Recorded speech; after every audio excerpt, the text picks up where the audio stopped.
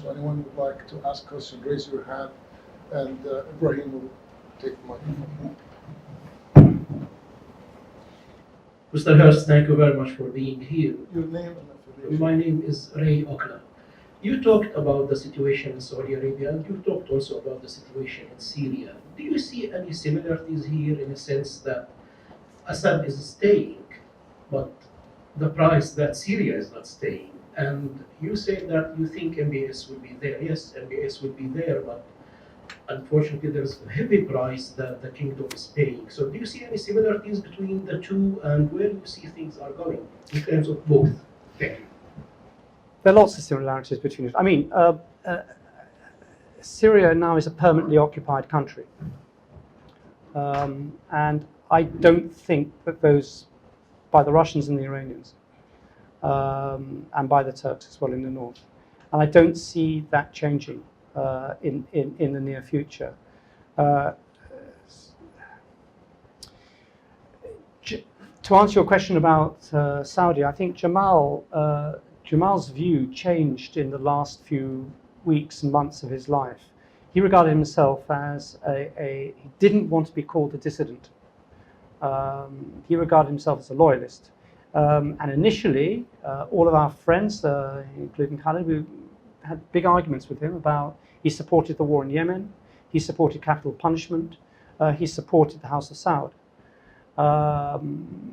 Towards the end of his tragically cut short career, he started questioning the House of Saud. And there's one intervention he made in a conference I was at in Istanbul in a month or so before, where he actually said something quite radically different. It was in Arabic. I didn't understand it all. I had it translated, but it was very interesting to watch, and it's worth going back to that particular tape in Istanbul. I think he came to the conclusion that the state is fundamentally unstable with the House of Saud staying there. I don't think he thought that there would be any real possibility of change. And the sort of change that he wanted was very much the same change that was pressed on Assad and that he rejected, i.e. change. He was fighting for a minimum of a free press. Allow that free press, give us the minimum. That was his great phrase, just give us the minimum. And this is a regime that can't give the minimum because it takes the maximum. It suffers from such a lack of legitimacy that it really cannot. It's what it feels in itself.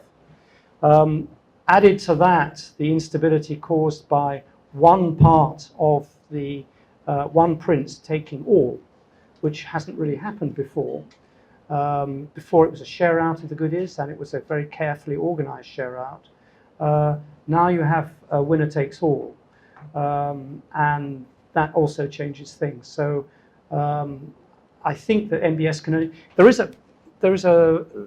a genuine dispute. Can MBS be changed if you change his advisors?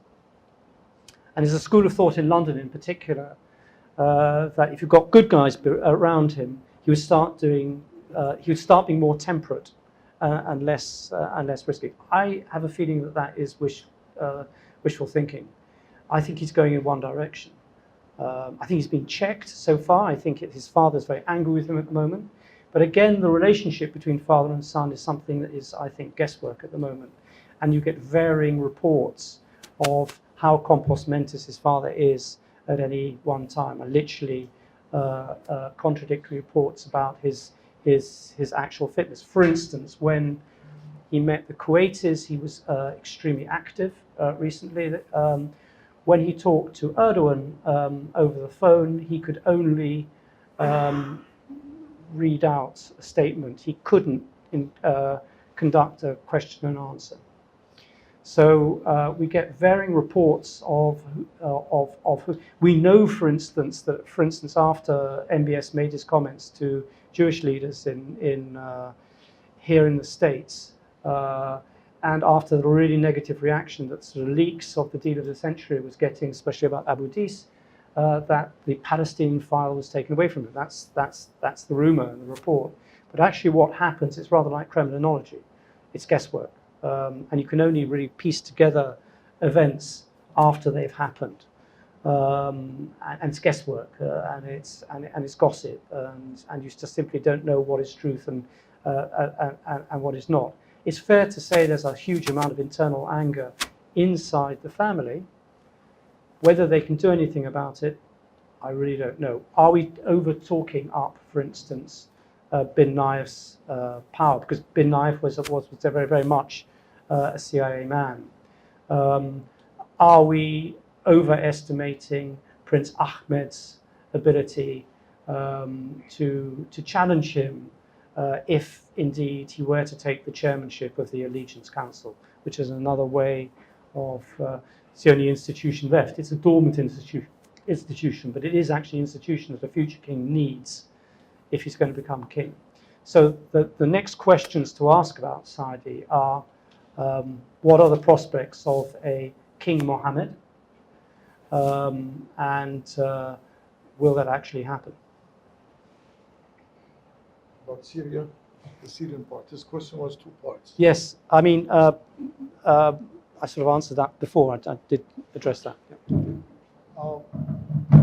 Who else? Questions? Gentlemen? Yes, go ahead. I'm Ken Meyercord. It's sort of fashionable and understandable to. You Oh, is name- there a microphone? Okay. Here. I'm Ken Meyercord. It's understandable to look on the result of American intervention over the last dozen years or 20 years in the Middle East as a failure. We would have liked to have seen regimes which are stable but antagonistic towards us, as they were in Iraq and Syria and Libya, replaced by stable regimes with which we had the sort of relationships that we do with the Arab monarchies. And it's well to remember that during the Arab Spring, none of the Arab monarchies have fallen. I don't know how much the United States had to do with that, but maybe quite a bit. If we can't establish regimes like that through our interventions, turning these countries into piles of rubble could be considered sort of a draw. That we won some battles, though the war is clearly not over. Yes. If you are under that pile of rubble, you wouldn't be so neutral about it. I mean, I would really question the cost, the human cost of these interventions. Now, obviously, it's not all, the state. It's certainly not all the fault of the states, but or Britain or the interventionists. But what's been created? I mean, one cannot. Afghanistan, for instance, or Iraq, or if you see this not from the point of view of civilian deaths, but you see this from the point of view of the continual resurgence of real enemies like ISIS and Al Qaeda. They're constantly being reborn. Why is that? Well, ISIS doesn't have an air force. Syria used to, Iraq used to, Sure. Libya used to. Sure. So I'm looking at things from a realpolitik point of view. I would call it amoral rather than immoral, but that's where I'm coming from. Just geostrategic, that level. Okay. Elizabeth?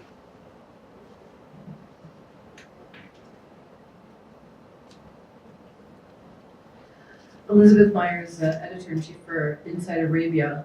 I'm wondering what you think about the prospects for the peace talks in Afghanistan that are going on this week or have been going on with all of the parties, including the US, the Taliban, and all of the opposition parties except for the Afghan government. And if you see there are any parallels there with the sort of announcement or indications from the White House about a big withdrawal that are somewhat contradictory to what we're hearing from the Pentagon? Well, I'm no expert on Afghanistan. I covered it a little bit many, many years ago. I was just making that point about what that decades of war have actually led to. It led to the very talks that were needed a long time ago. And I think that the Taliban are now in a position to claim quite a lot of territory. They're in a position to claim Pashtunistan. It's also interesting that on the Pakistan side of the border, the Pakistani Taliban have almost have been crushed and have been, and so that the war has virtually stopped there in the territories, whereas the Taliban in Afghanistan are in a position to, well, call the shots. They're in a strong negotiating position. I'm not sure that answers your question. I mean the prospects are that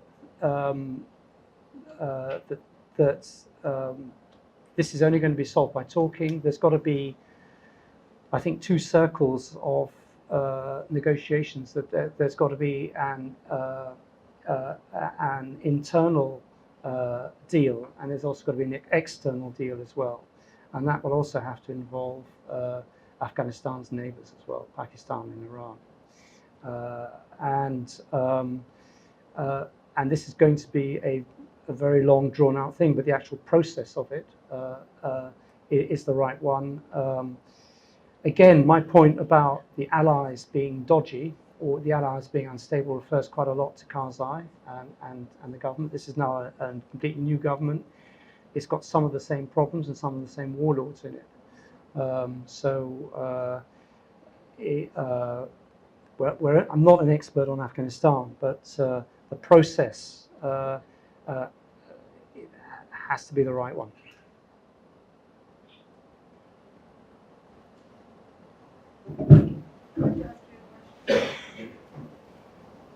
Hi, my name is Wafa Hanam. I'm a senior editor inside Arabia. My question was regarding Libya. You haven't mentioned it, and it falls within the same parameters as the US is very good at destroying regimes and or starting wars and not finishing them. What is happening in Libya? What are the parties involved besides with the different militias? Are Europeans, the West, still involved in some fashion? Are they selling them weapons? Are they pushing for one group against another? What is going on? There are probably four centres of power in Libya at the moment, all competing with each other. When they all assembled quite recently in Italy for a conference, it was really interesting. We carried a story about how the militias began opening the banks up to people and giving money, while the politicians were talking in a way in Italy. And that just showed you where the power actually lies. It was a very odd episode, but so even the political leadership of the militias are not in control of the militias themselves. That's the point.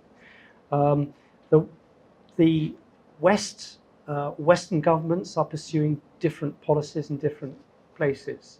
The Italians are fighting the French, or fighting. They're supporting different people from the French. The French are everywhere. The Italians are complaining about it. In some cases, you had the British supporting and the Americans supporting two sides at the same time. So they had people there. They had special forces air traffic controllers in Benina, which is the airport that Haftar used to bomb the fish market in Benghazi. And they also had special force people helping SIRT against ISIS. And they were supporting, in one case they were supporting Haftar, the other case they were supporting the the the Islamist militias that were fighting. That's a random action. There is no planning. There is no vision. There is nothing. Well, there's supposed to be a UN. There's supposed to be a UN force. I mean, there's supposed to be a UN policy that supports the legitimate government. But underneath the surface, different actors are doing different things. So it's complete chaos. I mean, let's put it another way. I'm using chaos too much, but there is no cogent and discernible and coordinated strategy between the UN process and what is actually going on the ground. No discernible one, anyway. Lord?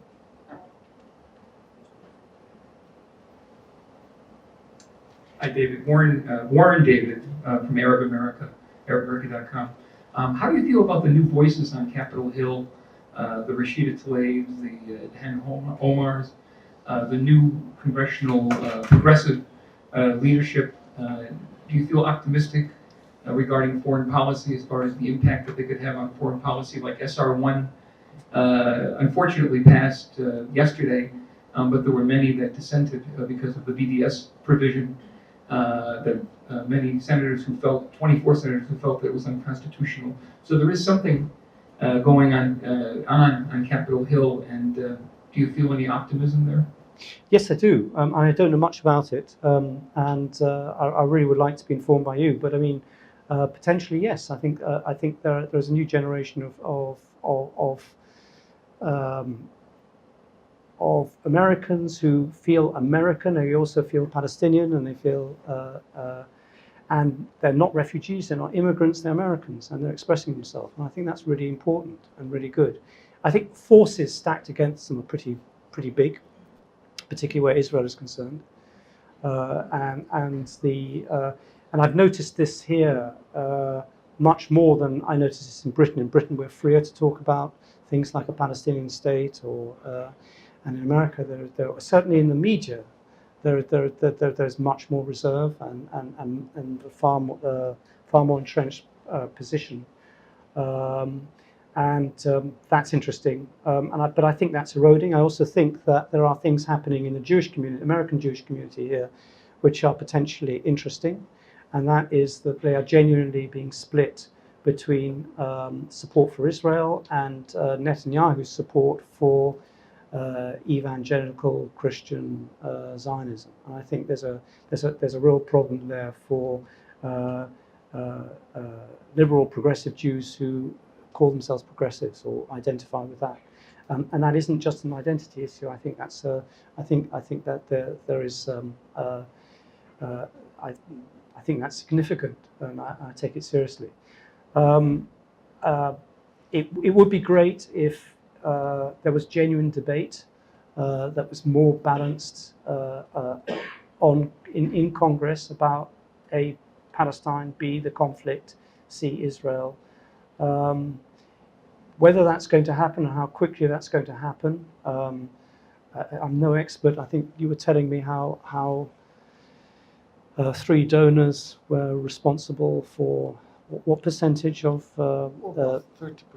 30% of the. Well, if you have those facts as those sort of visible facts on the ground, you're starting from a very, very different place to debate that. But I really do think it's important that different voices are heard who say, well, what is going on here, and can we not change it? And argue almost from first principles about this, and not simply be cynical and say America will always do this because America has always done that. I think there's a genuine opportunity to change it. So I'm really encouraged. I am discouraged by the fact that Rashida is now called anti-Semitic. They can't call me anti-Semitic because I'm Jewish, but they probably can call me a self-hating Jew. I don't know, but I mean, this is just it's awful. We have had this battle in Britain ourselves. There is a deliberate conflation of anti-Semitism and anti-Zionism. This goes back very deeply in the Jewish community as well. There are lots of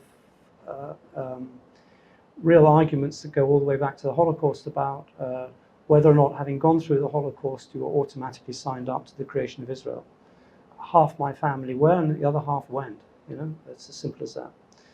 And I come from the family that went. But that's speaking personally. But we have to change this narrative and allow debate. That's what we're talking about. We're talking about the right to speak, not the right to be bullied or crushed into not speaking. Thank you. George, you have a question? Oh, no. I'm here to learn. Ibrahim. Right. Hi, I'm Bilal from the Middle East Institute. I was wondering if you could comment on how Western policy and foreign policy institutes will react to the possibility that wars in the Middle East will be fought over resources like water and food because of climate change. Is there any reaction from the United States and Europe as of right now? Is that currently being developed? What's the state of affairs with regards to that? I wish it would be. I wish people were more conscious of climate change in the Middle East, which is going to devastate the Middle East, is devastating the Middle East. And I think we absolutely do need to develop policies on the allocation of water and energy, and not think of it in the ways in which we have thought of it in the past. It's a vital subject. We're trying to write much more on water and water resources and what's actually happening. It is absolutely a source of instability. You've only got to think of what's going on in Egypt with the Nile and the mismanagement of water resources for the potential for conflict. The other thing that I would say is that each actor now has the possibility of starting their own war. Before, that was not the case. Now everyone is so armed. They've got drones, they've got armies, standing armies, that it wouldn't take much to start regional conflicts that were not actually licensed or sparked by other actors. NBS gave very little indication he was going to start his campaign on Yemen to the Pentagon. There are lots of instances of wars starting without permission as such. And so that is a real possibility, yes. Ambassador. Hello, I'm Lincoln Bloomfield. Thank you for your remarks. You started by saying that the West was completely unprepared for the collapse of the Soviet Union. I wanted to ask you to elaborate on that. I could argue that the West was no less prepared for the Iranian Revolution of '79, for the emergence of Al-Qaeda and extremism in the form that we saw, for the Arab Spring, possibly even the exodus of refugees from Syria and the rise of nationalism and sort of xenophobic fear, the penetration of soft aggression through social media from hostile forces. If you had the opportunity, having critiqued the British and American governments, and we'll stipulate all that, to counsel them on a more appropriate and effective posture, well, where would you begin? Okay, with Russia, and specifically with Boris Yeltsin, I would have said that you need to be much more modest and gradual in your aims, that there was a real revolution going on and there were winners and losers in that revolution. It wasn't a gradual change. There was a huge amount of anger generated by a whole class of people basically losing their assets.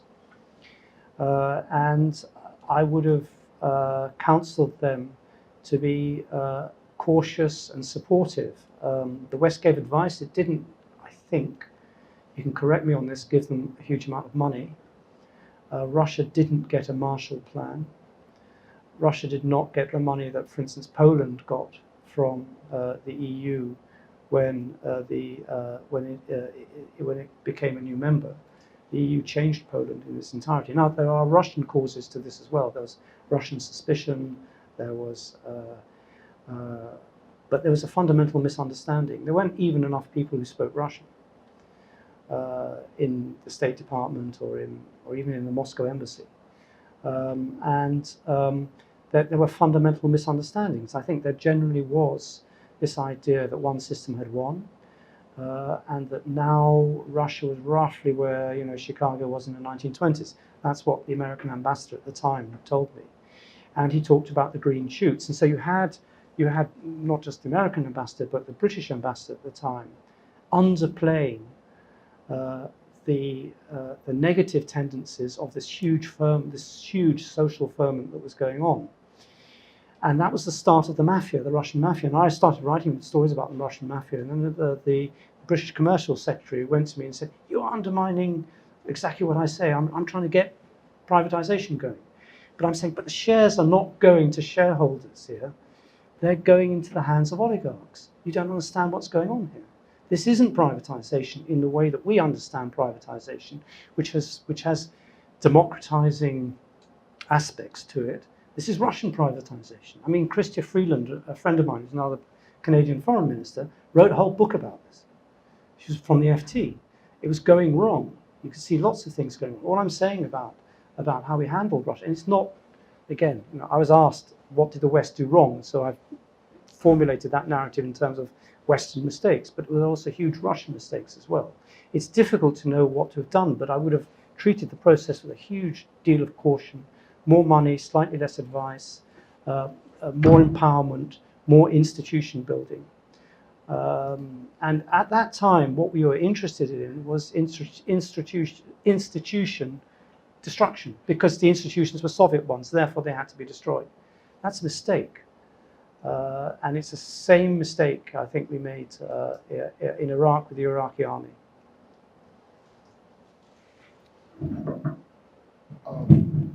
I have a question about the situation in Yemen. I think also the war in Yemen has been a big source of anger against Saudi Arabia here in the US. It's probably the strongest rallying point among members of Congress, Democrats and Republicans alike, against Saudi Arabia as a result of the civilian casualties, heavy civilian casualties, also the spread of diseases, the bombing that keeps happening against weddings and schools and hospitals. And it doesn't look like it's going anywhere. There's no serious talks. They keep having talks, but the gap is so high. The first round of talks in Kuwait, the first thing the Saudis demanded that the Houthis disarm. And the Houthis' reaction was, we're not losing, why would we disarm? And, everyone that knows Yemen knows everyone have a gun and a machine gun and anti-aircraft and RPGs. So arms are everywhere in Yemen. So do you see any serious effort to stop the war in Yemen? Again, I'm not an expert on Yemen, but we've done a lot of coverage of Yemen, a huge amount of coverage.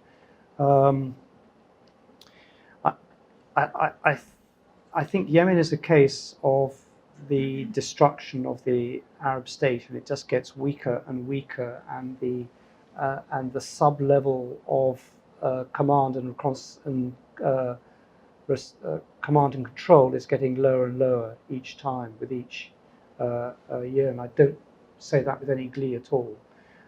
It's a highly complicated patchwork of militias who are now sponsored by different countries. I mean, I think that really the key question to ask is the split that's going on, or the tensions that are going on between Emirati-controlled land and militia and Saudi-controlled and Islah, all of whom have different constituencies, and they're all fighting the Houthis. What are their motives? I think the Emirati motives are to dominate specific ports and specific areas, because I think what they're trying to do is establish a sort of seaborne empire. I think the Saudi motive is to to pacify the border, and I think and that's why they've invited the Pakistanis in there.